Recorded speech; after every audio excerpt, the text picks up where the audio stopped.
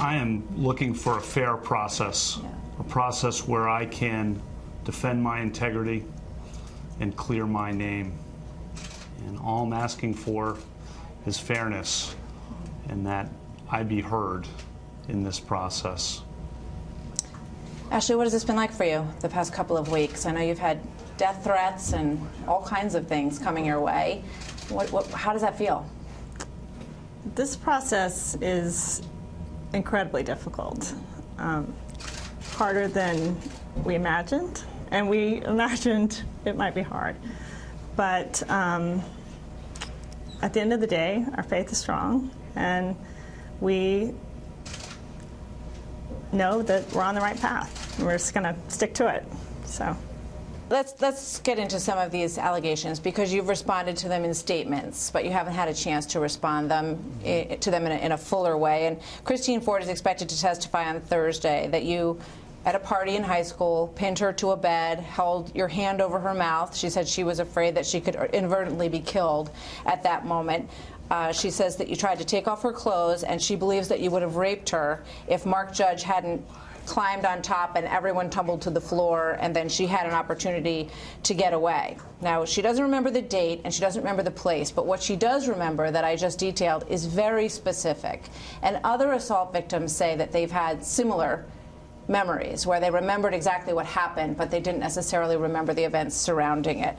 You have categorically denied that this happened. Did anything happen? No, I've never sexually assaulted anyone. Not in high school, not ever. I've always treated women with dignity and respect. Listen to the people who've known me best through my whole life. The women who've known me since high school, the 65 who overnight signed a letter from high school saying I always treated them with dignity and respect. But with regard to Christine Ford, do you know her? I may have met her. We did not travel in the same social circles. She was not a friend, not someone I knew. You don't remember ever being at parties with her, ever? I do not. And this is an allegation about a party in the summer of 1982 at a house near Connecticut Avenue and East West Highway with 5 people present. I was never at any such party. The other people who are alleged to be present have said they do not remember any such party.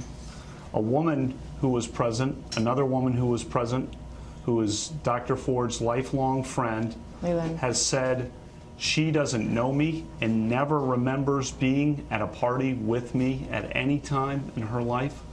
All I'm asking for is a fair process where I can be heard. And to this date, no one has corroborated the story that she has told, as you accurately point out. But so there's no chance that there was something between the two of you, that maybe she misunderstood the exchange that you had? Nothing ever physical? You never met her, never kissed her, never touched her, nothing that you remember? Correct. I have never had any sexual or physical activity with Dr. Ford. I've never sexually assaulted anyone in high school or otherwise. So where do you think this is coming from? Why would she make this up? What I know is the truth, and the truth is I've never sexually assaulted anyone in high school or otherwise. I am not questioning and have not questioned that perhaps Dr. Ford at some point in her life was sexually assaulted by someone in some place. But what I know is I've never sexually assaulted anyone in high school or at any time. So when she says there's no doubt in her mind that it was you, because she was asked that, is it possible that you maybe confused him, maybe it's mistaken identity, maybe it was someone else? She said absolutely not. I've never sexually assaulted anyone. I was not at the party described. I was not anywhere at any place resembling that in the summer of 1982. The other people alleged to be there don't say anything like that. And the woman who's alleged to be there, who's her friend, says that she doesn't know me and doesn't recall ever being at a party with me in her life. So let me ask Ashley, when this came out, what did you say to your husband? Did you question him and have moments where you wondered if he was telling you the truth? No. I mean, I know Brad. I've known him for 17 years, and this is not at all character. It's really hard to believe. He's decent, he's kind, he's good. I know his heart. this is not consistent with Brett. So now, over the weekend, you've got new allegations. And obviously, these other allegations, they say that they are standing up basically in support of Christine Ford, that they wouldn't have come forward otherwise, but they don't want her to be made out to look like a liar. And Deborah Ramirez was a freshman at Yale. She says she was at a dorm party, and this happened, quote, Brett was laughing. I can still see his face and his hips coming forward like when you pull up your pants. I'm confident about the pants coming up, and I'm confident about Brett being there. She was initially uncertain it was you, they write in this piece, but after 6 days, she's confident enough, she says. Should the American people view her as credible? I never did any such thing. Never did any such thing. The other people alleged to be there don't recall any such thing. If such a thing had happened, it would have been the talk of campus. The women I knew in college and the men I knew in college says it's inconceivable that I could have done such a thing. And the New York Times has reported that just last week, the person making the accusation was calling other classmates saying she was not sure that I had done this. Again, just asking for a fair process where I can be heard and I can defend my integrity. Yeah, as you say, other Yale classmates were asked by her if they recalled the incident and told some of them that she couldn't be certain that Mr. Kavanaugh was the one who exposed himself. So she appears to be expressing some uncertainty. Given the doubts, are you surprised that the New Yorker published this account? I'm not going to comment on the New Yorker's journalistic practices. The New York Times said they could not corroborate this story and said that the person making the accusation had been calling around last week to other classmates, indicating her uncertainty about whether I had ever done such a thing. Again, I'm just asking for a fair process where I can be heard and defend my integrity and defend my family's integrity. There was one roommate, I think his last name was Roche, who said, you know, that he could see this kind of thing happening, that you drank a lot in high school, drank a lot in college, and although he hadn't seen or heard this incident himself, that it added up to him, that it made sense that you treated women that way. I've always treated women with dignity and respect. He does not corroborate the incident at all. The incident did not happen. You remember him. He was your roommate. I do remember him. So why do you think he would say that? What I know, I'm not going to speculate about motives. I know I never did that. If I had done that, it would have been the talk of campus. And we have the report saying that even as late as the last few weeks, she was calling around and not certain. What I know is I've always treated women with dignity and respect. Listen to the women who've known me my whole life. A letter from friends I knew in high school, produced overnight, 65 women who knew me in high school. Women I knew in college who said how much I supported their women athletics, their letter and their goals. When I worked in the Bush White House, 84 women signed a letter saying that in the pressurized environment of the West Wing, I always treated them with equality and promoted women's advancement. We've heard from them. We've spoken to a couple of those women on our show who signed that original letter, who stuck up for you unequivocally. That is absolutely true. Now you've got more allegations. So you've got this sort of attempt to kind of swarm a number of people who are putting at least enough doubt out there so that this process will be stymied, so that it will take longer, and so that they will get the investigation that they're looking for. Michael Avenatti says that he has significant evidence, and another accuser who claims that you and Mark Judge at multiple house parties in the Washington, D.C. area during the 1980s would participate in the targeting of women with alcohol and drugs to allow a train of men to subsequently gang rape them. There are multiple witnesses that will corroborate these facts, and each of them must be called to testify publicly. Did you ever participate in, or were you ever aware of any gang rape that happened at a party that you attended? That's totally false and outrageous. Never done any such thing, known about any such thing. When I was in high school, and I went to an all-boys Catholic high school, a Jesuit high school, where I was focused on academics and athletics, going to church every Sunday at Little Flower, working on my service projects, and friendship with my fellow classmates and friendship with girls from the local all-girls Catholic schools. And yes, there were parties, and the drinking age was 18, and yes, the seniors were legal and had beer there. And yes, people might have had too many beers on occasion, and people generally in high school, I think all of us have probably done things we look back on in high school and regret or cringe a bit. But that's not what we're talking about. We're talking about an allegation of sexual assault. I've never sexually assaulted anyone. I did not have sexual intercourse or anything close to sexual intercourse in high school or for many years thereafter. And the girls from the schools I went to and I were friends. So you're saying that through all these years that are in question, you were a virgin? That's correct. Never had sexual intercourse with anyone in high school? Correct. And through what years in college, since we're probing into your personal life here? Many years after. I'll leave it at that. Many years after. And the people I went to high school with, the girls and the boys, now men and women that I went to high school with, I was good friends with them, and we remain good friends. That's how 65 people on a moment's notice, 65 women, it's 220 people total, men and women, who knew me in high school. And I would say, fair process, let me be heard, fair process, hear from both sides, and listen to me and the facts I've described, and listen to the people who've known me throughout my life, the men and women, the women who've known me throughout my life, who've known me best. And in my job as a judge for 12 years, I've been promoting women's equality. There was a problem with women law clerks getting hired at the Supreme Court. I am the leading federal judge in the country, the leader in the entire country of promoting women law clerks to get Supreme Court clerkships. For the last 7 years, I've been coaching girls basketball. Ask the moms. So what do you think is happening? What's happening? I don't know, but I want a fair process where I can defend my integrity, and I know I'm telling the truth. I know my lifelong record, and I'm not going to let false accusations drive me out of this process. I have faith in God, and I have faith in the fairness of the American people. America is about fairness and hearing from both sides, and I didn't do this or anything resembling this. This is wrong.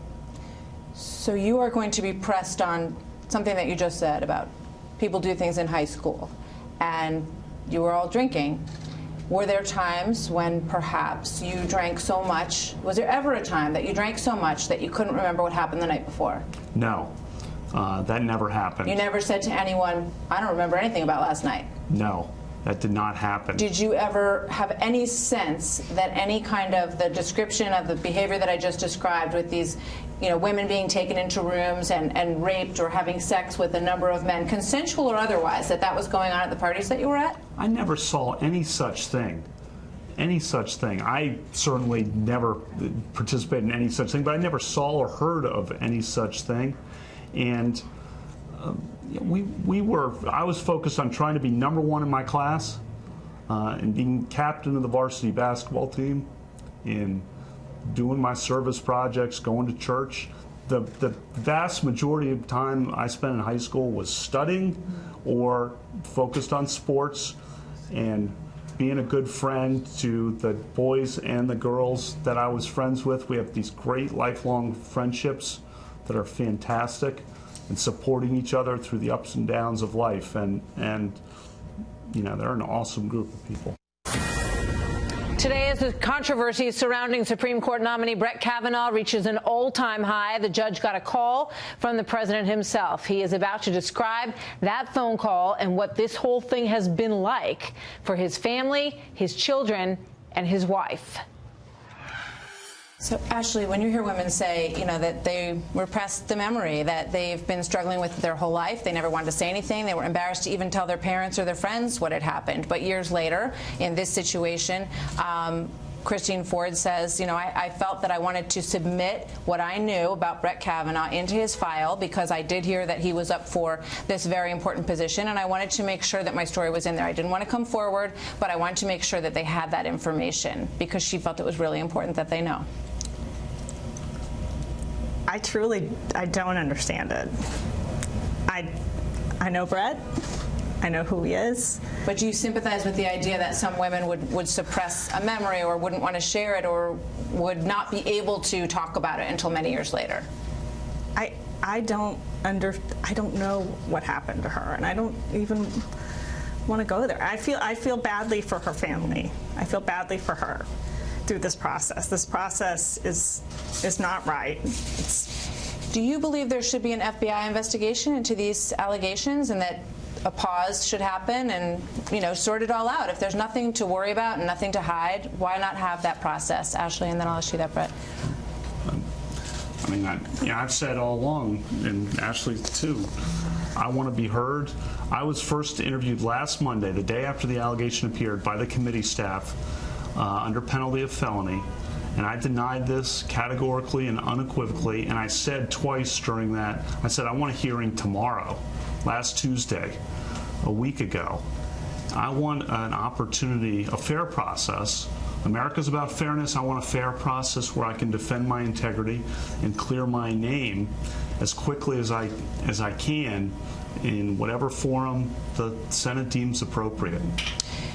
When you hear senators who are on the committee, Senator Mazie Hirono, and then you hear from others, the New York Senator Gillibrand, she says, I believe this woman. I believe all of them. They're credible, and we all have to believe them. When you hear United States senators who are making judgments, final judgments, what does that make you think about the presumption of innocence in this country? In America, we have fairness. We hear from both sides. I've spent my life in the judiciary, our judicial system. And part of the judicial system, as I've said during my hearing, was process protects you. That's what judges believe. That's what our system is built on, the rule of law, about fair process. Do you feel unprotected by the process? Fair process means hearing from both sides. And I think the process, I want to have an opportunity to defend my integrity and clear my name and have a fair process. A fair process, at a minimum, at a bare minimum, requires hearing from both sides before rushing to judgment. Let me ask you this. Separately from these allegations, is it fair to judge someone on something they did before they were 18 years old? When they were 17 years old, should anything they did then follow them later in life, or should it enter into any decisions made about them later in life? What I'm here to do is tell you the truth. And this allegation from 36 years ago. But separately from what you're being accused of, just as a judge, is it, if you were looking at this case as apart from what you're going through, and someone said, this person did that at 17 years old, is it fair to judge them on something like that when they're in their 50s, 60s, 6 years old? I think everyone's judged on their whole life. I'm a good person. I've led a good life. I've tried to do a lot of good for a lot of people. I am not perfect. I know that. None of us is perfect. I'm not perfect. But I've never done anything like this. So in terms of the process now and what happens now, when you look at how all of this, where all this generated from, do you have thoughts? Is this about Roe v. Wade? Is this about people who initially, right off the bat, said they wanted to see you never take a spot on the Supreme Court? Where's this all coming from? I just want a fair process where I can be heard. You don't have any thoughts on where this is coming from? I just want a fair process where I can be heard, defend my integrity, defend the integrity of my family. I'm telling the truth. You don't want to talk about where you think this is coming from? I just want an opportunity, a fair process where I can defend my integrity. Ashley, how's this been for the girls, for your family? What have you guys, give us whatever window you feel comfortable saying about what this has been like for you as a family. It's very difficult. It's very difficult to have these conversations with your children, which we've had to have, some broader terms for our youngest, but they know Brett and they know the truth. And we told them at the very beginning of this process, this will be not fun sometimes. You're going to hear things that people feel strongly, and you need to know that. And just remember, you know your dad. Did you guys ever look at each other and say, I'm out, this is enough, just isn't worth it? I'm not going to let false accusations drive us out of this process, and we're looking for a fair process where I can be heard and defend my integrity, my lifelong record of promoting dignity and equality for women, starting with the women who knew me when I was 14 years old. I'm not going anywhere. Do you believe that President Trump is going to stand by you throughout? I know he's going to stand by me. He called me this afternoon, said he's standing by me. All right. Thank you both very much. Good to speak with you today. Thanks for taking the time. Thank you.